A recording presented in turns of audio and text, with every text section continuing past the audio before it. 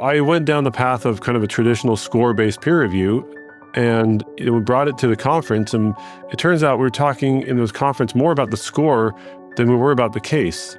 And it was a very adversarial type of conference. And someone said, that should be a 4. No one should ever miss this. And then I would see people would write down the case number to see, number 1, who is the idiot who missed that case? Or number 2, was I the idiot who missed that case? So in concept, in theory, it sounds like it makes sense. In reality, it doesn't. So at Cincinnati Children's, we completely redid the way we thought about it. We tossed scoring out altogether.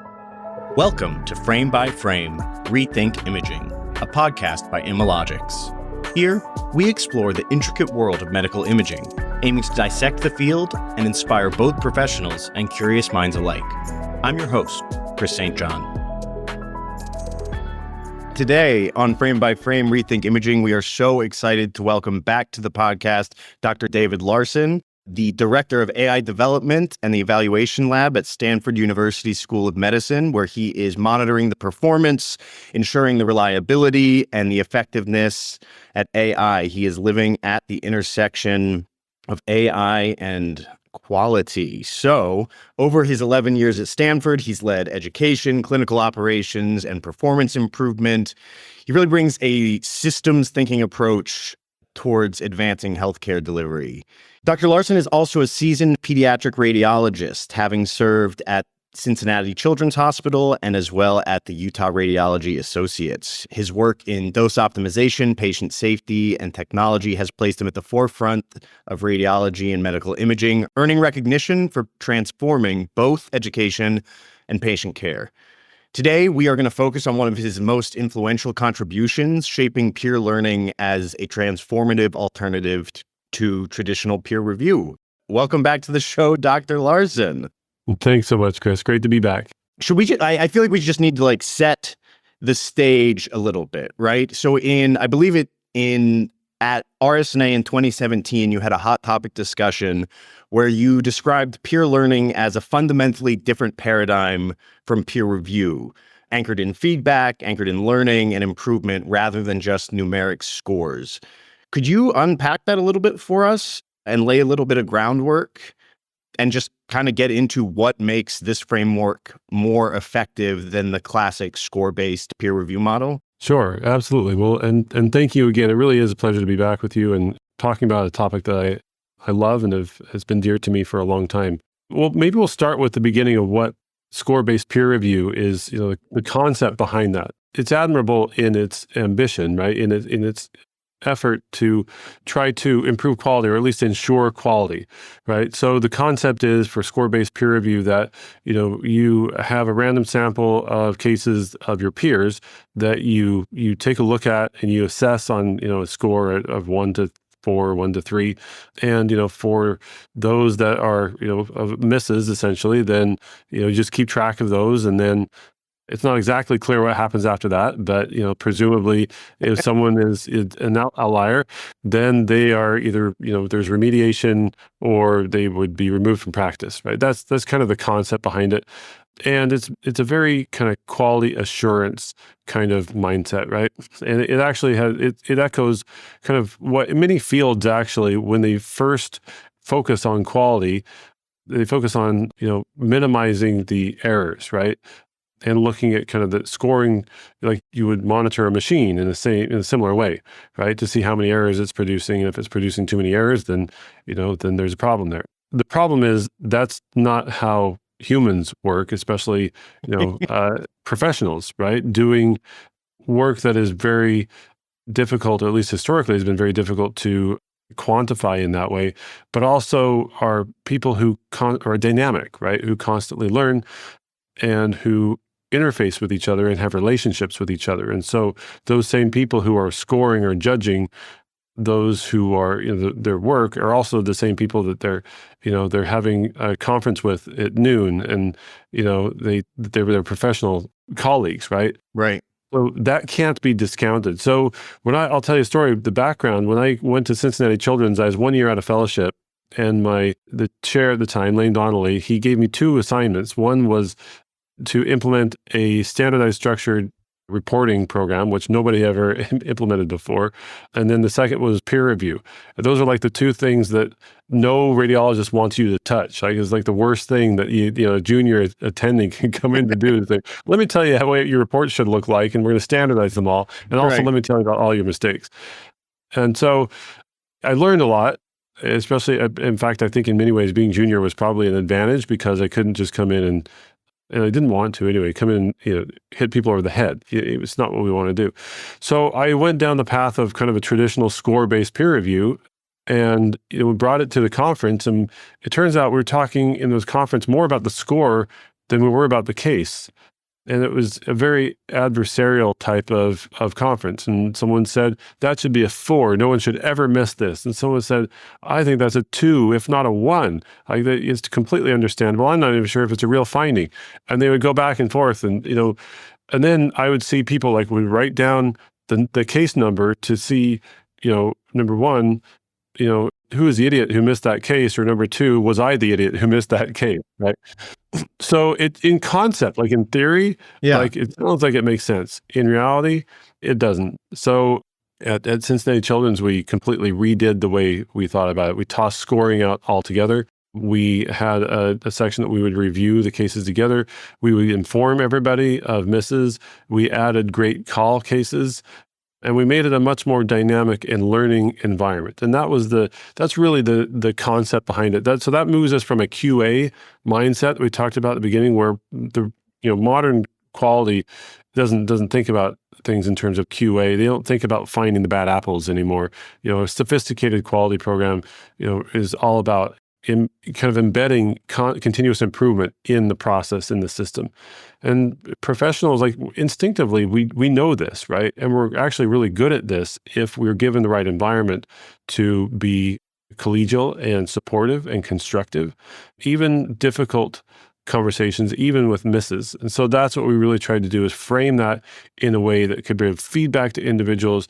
We could learn together, and if we can change the system to improve the system, then we do that to minimize the chance of making those errors in the future. It makes a lot of sense to me. The numerical scoring it's like naturally intimidating to some degree too. But hearing particularly like how people were arguing with each other over it rather than like getting back to what can we actually do to improve this, it feels so inherently human. And so to tie it back a little bit, I believe we were talking about like those 3 pillars, right? Feedback, learning, and improvement. Yeah. So the 3 pillars, as you say, feedback, learning, and improvement. So feedback, when you make a mistake, if somebody, your colleague or anybody in the system, so to speak, comes across that mistake, you should learn about it. I should know about that, right? That should be given to me. It should be done in a constructive way, confidential, private way, and, supportive way, right? And so, and then when I'm receiving that feedback, there's a choreography, right? I need to know how to receive it gracefully, right? And there's only one answer when somebody tells me about my miss, and that is thank you, right? We can have a discussion, and I may even look at it, more carefully and say, I'm not sure that's a miss, but it's about the discussion, keeping it constructive. So that's the individual feedback part, right? The learning part then comes as we, as a group of individuals, come together, right? And when we look at a case that somebody missed, we don't care who missed it. It doesn't that, in fact, we encourage people, just take the names out of it if you can, de-identify it, because, the principle is there, but for the grace of God, go I, right? I could easily have been the person that made this mistake. I know whether I was or not, because I would never go into a conference without having already been given the feedback, but it could have been me. And now let's learn about what we can do to not, make that mistake, or strategies that people use to improve, what they learned, what the experience has taught them. And then improvement is actually something that is really important. And it's been a really gratifying part of this, where sometimes the human is the last person who catches all the misses, and sometimes they don't catch it, and then you look at it and say, well, it was human error. But in reality, there were a lot of things that could have happened to set that up so that it wouldn't have been an error in the first place. So it wouldn't have been missed. So for example, if a technologist has a concern, like they can raise that. If they don't have anywhere to put that in the IT system, that's an IT problem, right? If a protocol is not done so that the image quality is optimized and I miss a finding that is more subtle than it needed to be because the protocol wasn't optimized, we need to go fix that protocol, right? If somebody wasn't available because of scheduling, because we didn't have the right expertise available, and I was now reading out of my depth, that's a systems problem, right? So the whole thing is all about learning. So if you get out of the mindset of, let's go and look at that bad apple, right, and say, how many misses did that person make, and change the whole frame to say, let's not worry about that. Let's worry about how we can get together as individuals, as a group, and as a system. Then you start to improve over time. It's better patient care, and quite frankly, it's a heck of a lot more enjoyable place to work. Yeah, I mean, of course. I think you have said, right, that traditional scoring can drive radiologists, quote, inward against each other and against practice leaders. I mean, after seeing different departments kind of transition from score to these peer learning discussions, have you observed these sort of, like either a positive, surprising cultural change within these institutions? Oh, yeah, absolutely. In many ways, it's actually easier. In most ways, it's easier to go from score-based peer review to peer learning than from no peer review to peer learning. Because when you go from no peer review to nothing to peer learning, it's like, really, we have to talk about our misses? But when you go to nothing, to score-based peer review, people they're already trying. These are people who take what seems to be logical and apply a framework. And you're almost always well-meaning individuals. Everybody usually is well-meaning. That's why it's like this Greek tragedy, right? That all these well-meaning individuals that end up, because of their good intentions, end up actually causing harm, because there's fundamental dynamics underneath it that's not accounted for by the way that they approach it, right? So when they now move from that score-based peer review into peer learning, it unleashes what they've been wanting to do really in the first place, and that is to truly learn, review cases, and it changes when a miss, when you put people on the defensive, you are adding insult to injury, right? Inherently. It's the design of the system adds insult to injury. When instead everybody talks about their misses and everybody just assumes there are going to be misses and we're going to learn from them, it's a time that people kind of rally around each other. At least it feels like it, right? It feels understandable. It feels like we're all human and we have grace. And the administrators may even have grace and recognize that, that this is a human endeavor, and that's a good thing. And almost always, for the most part, that's the magic of it. That's why it works so well, is because you have people, brilliant people who are incredibly dedicated. But every once in a while, when it doesn't go, you miss it, when there's a missed case, well, then let's learn from it. And if you use that humanity, you use that group dynamic in a constructive way, rather than to find, to kind of ferret out the bad apples, so to speak, it changes the tenor, right? And I witnessed it at Cincinnati Children's, and I've witnessed it at many places, and we hear the same thing when people say they switched over. It takes more work to run a peer learning program, but the culture change is impactful. Yeah. So you wrote a paper, Transition from Peer Review to Peer Learning, in which you detailed some early hurdles, such as legal discoverability feels, data overload. Which of those challenges do you think are the toughest for, new adopters who would like to take this on in the future? And which do you feel like can be solved by tweaks to workflow or technology or AI?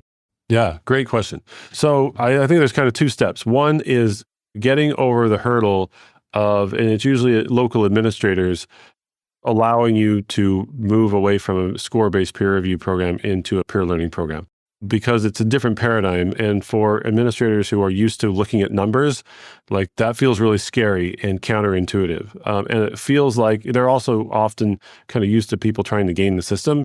It feels like people are trying to game the system. But almost always when, they look into it, if they're well-meaning and have an open mind and have, reasonable trust in their radiologists, then what they find is, number one, lots of other people have done this. And number two, they're not We're not trying to pull something over. We're not trying to be lazy. We're not trying to get out of something. We're trying to free ourselves from the shackles of this, quite frankly, toxic and poisonous construct. It wasn't intended to be that way, but it's just the outcome of it, right? So it's having that's the first hurdle.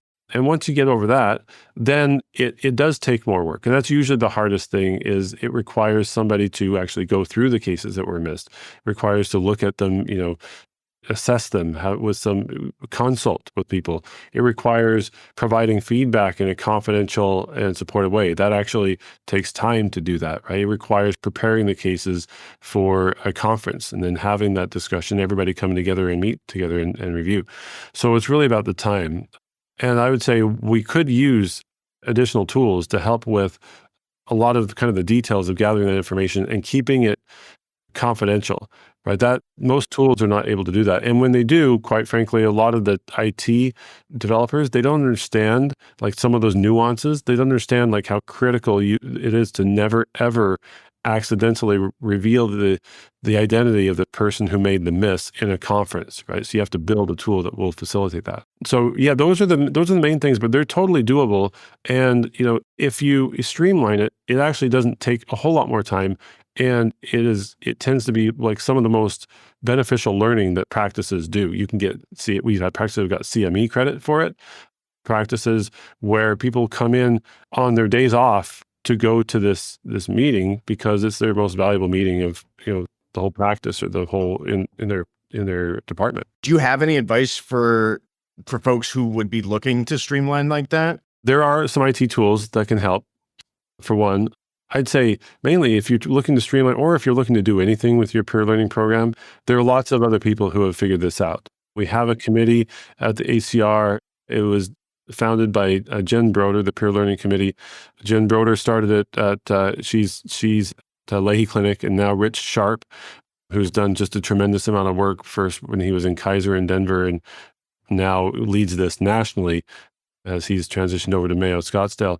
And there's a whole community around this. Lots of people who have gone through the journey of having those conversations with their administrators, of setting up something that is feasible, of working through all those, all kinds of challenges. And the community is like unbelievably willing to help. Like these are the people who have like made this their crusade, right? This has been their passion for so many years. And to see it come to light, there's nothing that we love and they love more than somebody calling up to say, hey, I'm trying to set this up. Do you have any advice? Like, absolutely. We'll get you started. I love that. And so, what would you say for, like, how would you adapt a peer learning design for like a smaller, more rural community hospital with like limited subspecialty coverage versus, a larger academic center like where you are at Stanford? Yeah, great. So first of all, good question. And we get this a lot. And I would say, that's the beauty of peer learning is it's very flexible. The concept is very flexible, and it should, almost by definition, be adapted to your local environment. That's what peer learning is all about. It's you learning along with your peers, right? It's reinforcing that relationship. It's improving your performance in the construct that you have. So, for example, at an academic department like radiology, one challenge we have is we don't have one peer learning program. We have 11 peer learning programs, basically, one in every division, right? Because it doesn't make any sense for, me as a pediatric radiologist to go to the breast imaging, peer review conference or, for musculoskeletal to come to IR, right? So at the smaller sites, I'd say, or any site, tailor it to what makes sense for you. So we had this really wonderful presentation that was a practice from, I believe, kind of the Northern Virginia and West Virginia area, very small practice. And they would get together once a month and they would just keep track of their missed cases. And they would just come and like have a list and they'd go through and pull it up on their packs and they'd, have maybe a handful of people, half a dozen people, and just go through their missed cases. And like, great. Yeah, like, that's it, right? Because that's plenty to get you talking about, like, here are things that we missed here, and then they would also provide feedback. They let people know, when you're in a small group, you can't de-identify it anyway. So you don't necessarily need a great big, de-identification system and data management system. You just let people know. It's a culture thing, right? You let people know about issues that come up. You have a discussion. And then you just come, with an open mind, and you share and you learn and you continue to try to get better. That's what it's all about. We've also had environments where you've got like a handful of, or one or maybe two subspecialists within a larger practice that they're kind of the only subspecialist, right? And so they want to have a peer learning experience in their subspecialty, and they've gotten together like in a regional area and they come and they share their misses as well. So it all works. Like, it's mainly about, who are your peers, who you're learning from, get together with that group and learn from your misses. Yeah. And so this follow-up question may be like a bit, you might have already covered this, so forgive me, but so how would you structure these meetings, or like, how would you explain to someone, I feel like you just covered it in some way, but Sure. to dig our teeth in a little bit more. Yeah, so I've seen it done, a handful of different ways, but for the most part, they're pretty much the same. The first part, at least at first, when you start the meetings, usually you kind of have to have a preamble to say, okay, this is what, peer learning is about. Here are the ground rules. We're not going to find fault. We're not going to blame. We're not going to try to identify. We're not going to, talk about how bad this, that's what we're not going to do. What we are going to do is focus on learning, and we're not, we're going to focus on how we can, each of us individually can improve, right? So that baseline. And then you just dive into cases. Say, here's the first case. And, often what we find is like, there's the perception cases, and then there's the, diagnosis cases. And perception cases is kind of like, we would call it our missed fracture clinic. It's just, here's a fracture. Oh, whoops. Yeah, I can see how you can miss that. Okay, here's another fracture. Oh, shoot. Okay, I can see how you can miss that.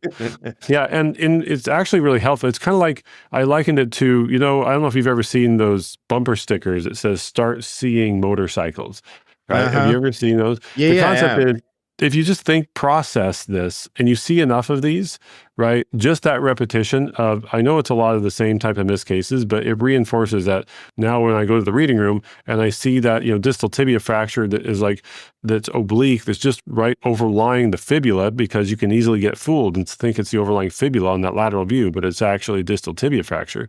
Like, okay, now I look more carefully for that, right? So that's the first part. And then the second part is the interpretation cases, and those are usually longer discussions, and people weigh in and they give, this is where you start to see a lot of the expertise come out, where people have who have more experience will kind of identify learning aspects, like how they can, what they do to try to, or how they would approach it, right?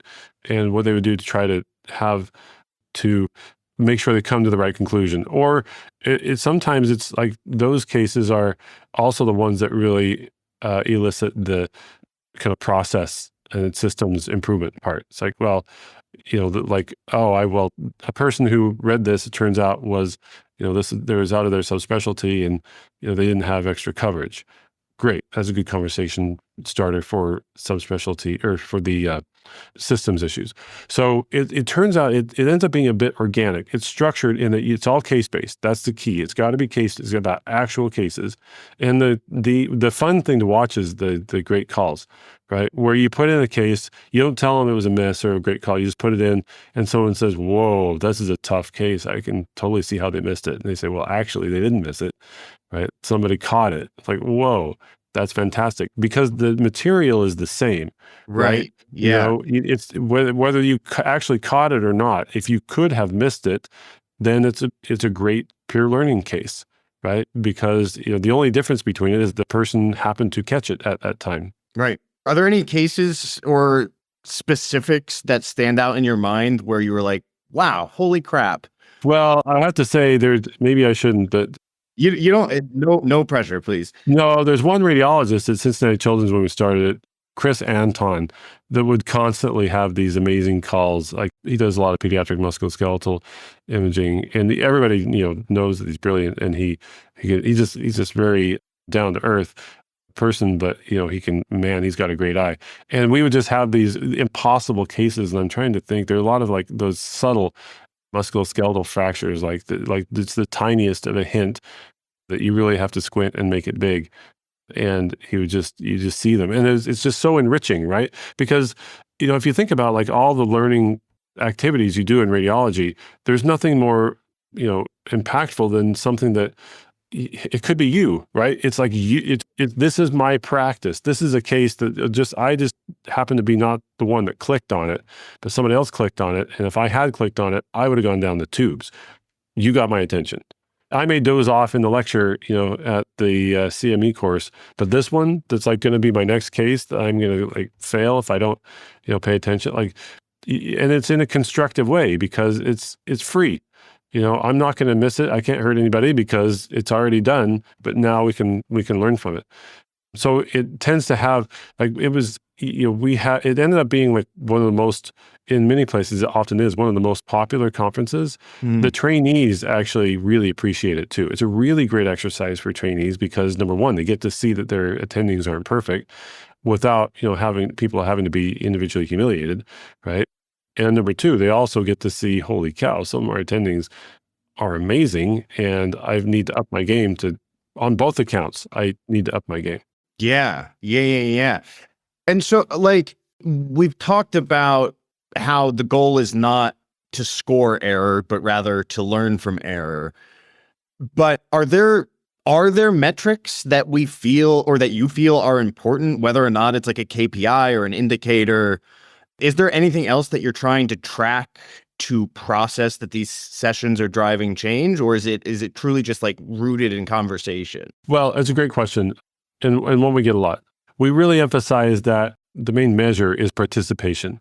What you're trying to do is foster an active, healthy, participatory dialogue, right? Where you have people who are active in submitting cases. There's psychological safety. So that's one aspect of one measure of psychological safety is when people are submitting cases. In fact, I would say the best sign of a mature peer learning program where there's true psychological safety is when they submit their own misses, right? Then they clearly now they're comfortable that it's not going to be used against them, right? And then otherwise, it's also, you can look at the improvements that come out of the program. But in terms of, calculating, some KPI about how some performance KPI, they're not right now. Yeah. Not at this point. Now, I will say, well, actually, I'm going to say that with a caveat, 2 caveats. One, there's what you often see with a peer learning program when it becomes more mature is you sometimes see a campaign. It's what some people would call it, right? Where there's a theme, these themes start arising. You start to see misses in the same types of misses. So one that was really impactful for me, this was incredibly impactful, was at Cincinnati Children's Hospital. We had several cases, actually 3 cases where the PICC line, the PICC is a peripheral indwelling central catheter. So it's pretty common that people get this catheter for chemotherapy infusion or something that lasts for a long time. And so the catheter tip, you want to put it right above the heart. It goes centrally, but you don't want it in the heart, right? And when you do, you can actually perforate the heart, the muscle wall, and then it causes a hole, and then blood leaks out, and then it gets restricted by the pericardium, which is the sac around the heart, and then you can have real problems. So there's actually a patient who had died from a cardiac tamponade, and then 2 patients that experienced cardiac tamponade from myocardial perforation from a PICC line, which these seem to be incredibly innocuous, but actually it can be really dangerous. So we presented all those cases together. Well, here's the other problem. Because they seem to be so innocuous, people often don't take them seriously. It's like, the PICC is noted. Like, well, no, actually, it needs to be in that specific location, and that location needs to be defined. So Neil Johnson was the pediatric radiologist, interventionalist at Cincinnati Children's, led a huge campaign to really refine exactly how those things should be managed and how they should be reported. We presented a cine image of a heart beating with that PICC line hammering into the muscle, right? And it's like, oh, I see it. And then we presented, because at first, they say, oh, we're presenting PICC lines, there rolls their eyes. Well, let me tell you a little bit more. We present that, and then we present 3 cases, one of whom died, and this was earlier. And then we present like how well we're reporting those, and the answer is we're not reporting them well. And you come out of that and say, wow, that was, talk about a change agent. After that, then we started monitoring how well those were being reported, and they're much more carefully reported. I mean, that was certainly in me, was made me think about it very seriously, right? So when you have those campaigns, then, they can actually drive improvement, dedicated improvement over time. You start to see that. Yeah. Let's talk about, I hate getting into financials, right? But let's talk about needing to make a business case for the C-suite. Hospital CFOs, I feel like, are naturally going to ask for, some sort of ROI or some sort of proof in the pudding when confronted with a quality initiative. How would you frame a business case for peer learning if leadership is so focused on, the dollar value? I personally struggle with this one because it's hard not to, quite frankly, to get a little emotional about this, For because sure. I think if your purpose is to make more money from peer review, I think you're approaching it wrong. Personally, I think you're in the wrong business.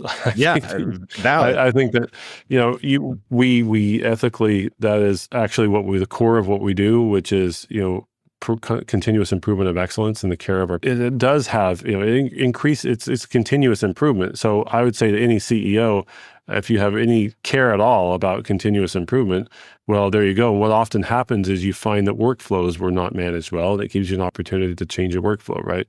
Or manage it. You find out that there are other problems, that you were putting patients at risk, or even talking about the legal liability. I mean, there's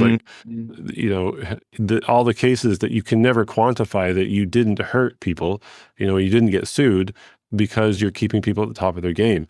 It's also the culture. It creates a better culture to recruit and retain people. It decreases burnout and people checking out. So I'd say, I guess I would ask, maybe, you can't really ask this, but I'd be tempted to ask,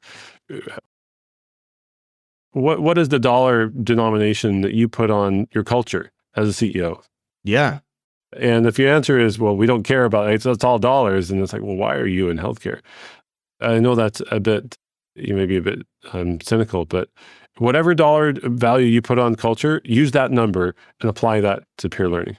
I think that's a great answer. That's a great. Well, I hope so, but I guess I'm a little cynical. It doesn't feel cynical to me, right? It should be a great answer. That's why we're here. And it's like, beauty of peer learning is actually when people just let go of there's so many apprehensions. Oh, we're not going to have we're not going to have the scoring anymore, and it's going to take time. And now people, may, slack off. It's like the sky is going to fall. And the sky never falls, right? The score-based peer review programs never did any good in the first place, and they did harm. Right. So actually the benefit is going to be, you're going to replace the thing that was doing harm and already taking time and making people hate you because you're pushing this. And that's the irony. The harder you push, the more they hate you, even if you're doing it for good intentions, right? Just because it's constructed to be poisonous, not intentionally, but that's just the outcome of it. It changes that into a constructive and a collaborative relationship. So would you prefer to have a more collaborative relationship with your radiologist? Put a dollar value on that as well. Yeah. In fact, I think, you, in your AJR article on peer learning, you were highlighting the importance of sharing insights as well with referring clinicians too. Mm-hmm. Mm-hmm. Can you talk a little bit about the peer learning discussions you've had, and whether or not, is that improving interdisciplinary trust, or how are you capturing that impact? Yeah. Oh, it's great. Great question. So really where it starts, I mean, the peer learning conference, you generally don't have, people outside the group come to peer learning program because it's all about your peers. But you often will have representatives. Hopefully you have radiologists who have relationships with each of your major referring clinician groups, right? And so that's where, for example, actually, I'll go back to what Neil did at Cincinnati Children's.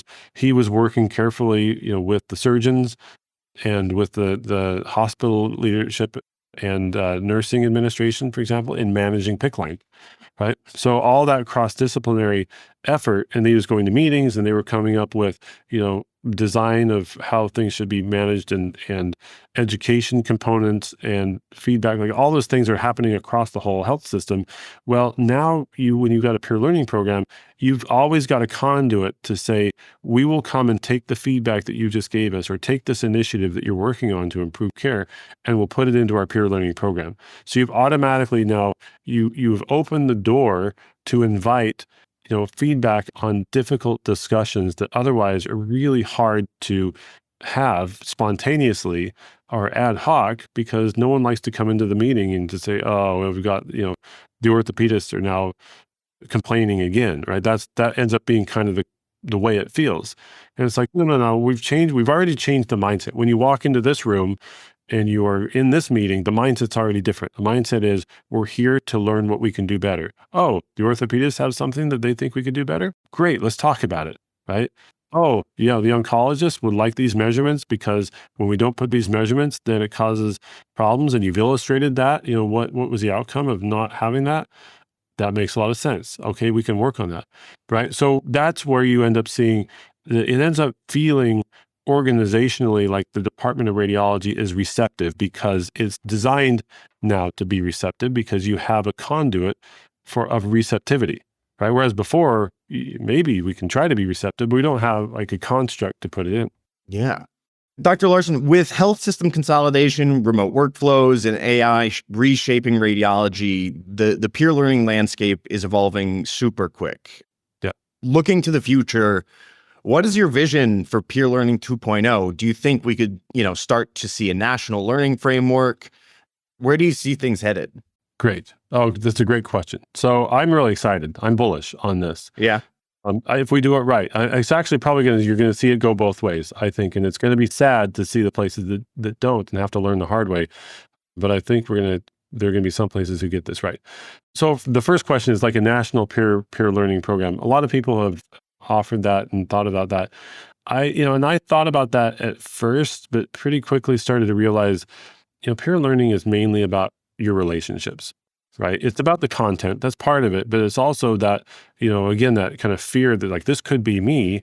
And it's also about my peer and my colleague. And it's somebody I know who trusts and is giving me feedback on a case that I very well may be seeing in the future, right? So it becomes very personal when it's a local program.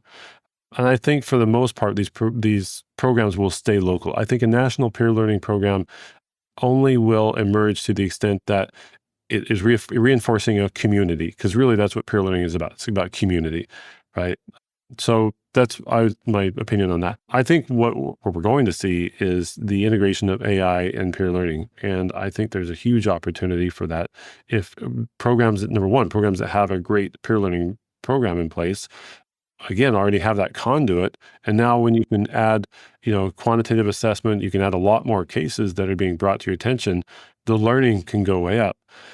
And the second thing is that I think that in what's going to happen, again, with enlightened practices going forward with AI, is that it will provide the opportunity for cases to be routed to the experts more quickly, to get second opinions, other people weigh in, to have greater sophistication and greater transparency about the clinical content of what's coming to us, about prevalence, about feedback, about, if we have, our positivity rate of our pulmonary embolism cases is like 0.5%. Let's have a talk with the emergency physicians because, we're over ordering, right? I think we're going to see a lot more information that's coming out, and we can use that if we decide to become better colleagues, to operate more as a system and more as teams, right? If we can learn to move beyond being isolated, independent operators who can never be told anything, and never work with anybody else, to actually working together as a team, I think those are going to be the practices that thrive, and they're going to be practices that people are going to want to work in if they do it well. Yeah. I feel like we've just barely touched on the AI stuff this episode, which honestly, talking about radiology and AI, I don't mind taking a small little break from it. But since you brought it up, as AI tools are getting more and more prevalent, they're increasingly flying outliers and errors. How do you see the peer learning complementing or contrasting with algorithm-driven feedback? I would say whoever is developing anything that's providing feedback, Mhm. whether you are a radiologist or you're a data scientist or an informaticist, Yeah. go and read the literature. Understand what a score-based peer review system is and what it does, what, feedback that's not done in a really thoughtful and careful way, what that tends to do, and compare that to, what you can do if you're really thoughtful and careful, and if you're trying to reinforce the culture. Those, as you build these systems, you will have an impact on the culture, whether you know it or not, or whether you care or not. And that culture, it has antibodies, as it should. It's self-protecting, right? And so if you try to implement feedback and it's done even in a way that's just slightly insensitive, like it's just not really careful about, protecting confidentiality, or it's just there's a risk that potentially, it could be done in a negative way. Like you're going to have, significant negative impact on what you're trying to do. So I would say just be careful. Fools rush in where angels fear to tread. You are working in dangerous territory. It's human psychology and sociology that is really unwieldy, and it's understandable, mainly if you just be a human and think about it as a human and stop thinking about radiologists as widgets and machines. If you do that, actually, you'll probably be in a lot better place. But not everyone will do that. They'll implement these things in some ways, they'll do it wrong. And so then I encourage the rest of the community, the radiology community, to call that out, to not accept this type of sloppy and, unthoughtful, not whatever that word is, not, conceived or not deeply thought through design. Have high expectations of the people who you're designing your systems, and don't accept, sloppiness. The technology may be wizardry, but it may look like it's magic. But if it has a negative impact, it doesn't matter. It's not thoughtful. Yeah. Some very wise words there. Okay. That's it for today. Thank you so much for joining us here on Frame by Frame. Once again, Dr. Larson is the Director of AI Development and the Evaluation Lab at Stanford University School of Medicine. Dr. Larson, it has been my pleasure to have you back, and I can't wait to talk to you again. Awesome. Thanks so much, Chris. It's been a real pleasure for me too. Thank you so much. Frame by Frame Rethink Imaging is brought to you by Imalogics. Here, you'll find engaging interviews with thought leaders, experts, and patients, sharing stories that showcase the transformative power of medical imaging. To discover how Imalogics is rethinking imaging in healthcare, visit imalogics.com. Be sure to subscribe to Frame by Frame Rethink Imaging on Apple Podcasts, Spotify, or wherever you listen. And from all of us here at Imalogics, thanks for tuning in.